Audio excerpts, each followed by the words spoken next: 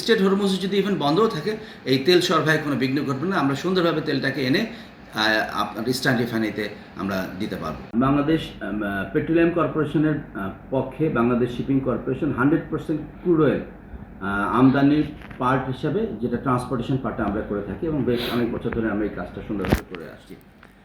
সম্প্রতি আমাদের নর্ডিক পোলাস নামে একটা জাহাজ সৌদি আরবের রাস্তানরা থেকে তেল লোড করে বর্তমান ওয়ার সিচুয়েশনের কারণে আউটার অ্যাঙ্করেজে অবস্থান করছে এবং সিকিউরিটি সিচুয়েশন ইমপ্রুভ না হওয়া পর্যন্ত, যেহেতু স্টেট অফ হরমুজ বন্ধ আছে, না হওয়া পর্যন্ত জাহাজ বের হয়ে আসতে পারছে না।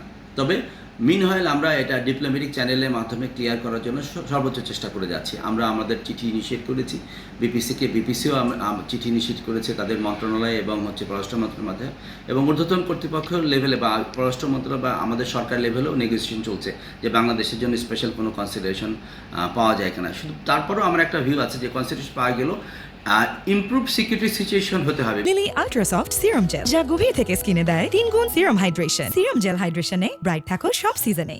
আমাদের নেক্সট একটা ইউএই থেকে তেল লোড করার প্ল্যান ছিল, সেটা 20-21 তারিখে, যেটা নরভিক এনার্জির অর্ডারটা পেয়েছে।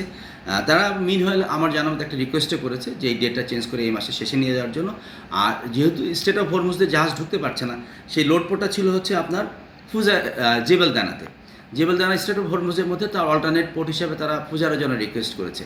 তো ফুজারার জন্য রিকোয়েস্ট করলে এখানে বেশ কিছু কনোটেশন আছে। প্রথম হচ্ছে এখানে জেটি খালি থাকতে হবে, তেল সাপ্লাই ঠিকমতো আছে কিনা এবং সেটার কস্ট কতটুকু বেশি লাগবে এই বিষয়ে বিপিসি আবার ইভ্যালুয়েট করবে। বিপিসি যদি আমরাও পার্সু করব, বিপিসি যদি এই অনুমোদনটা দেয় তাহলে আমাদের যে সরবরাহকারী তারা তখন জাহাজকে প্লেস করবে হচ্ছে আপনার ফুজারাতে প্লেস করলে। তবে স্টেট হরমুজ যদি ইভেন বন্ধও থাকে এই তেল সরবরাহে কোনো বিঘ্ন ঘটবে না। আমরা সুন্দরভাবে তেলটাকে এনে আপনার ইস্টার্ন রিফাইনারিতে আমরা দিতে পারবো। জেবেলদানা যদি ইভেন এখন যেহেতু আগে থেকে প্ল্যান সেট করা আছে, যতক্ষণ না স্টেট হরমুজ নর্মাল না হচ্ছে, ব্যাক অ্যান্ড ফোর্থ চলাচল না হচ্ছে, তেলের জাহাজ কোনোভাবে এখানে ঢোকানো সমীচীন হবে না।